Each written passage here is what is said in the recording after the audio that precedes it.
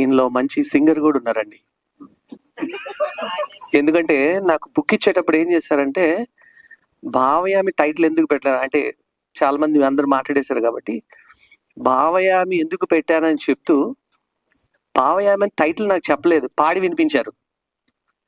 So that single moment of a couple of seconds I realized that he has got the ability to sing also. So ఆ ఏరియాలో కూడా మీరు explore చేస్తే నాకు అదృష్టం మీకేనా, మాకు లేదా అది ఆ పాట.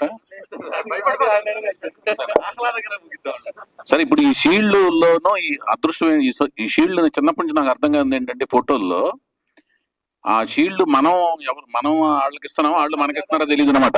ఎప్పటికీ అర్థం కాదు. చిన్నప్పటి నుంచి నాకు జ్యోతిచిత్రాలు చూస్తున్నా, సితారాలు చూస్తున్నా,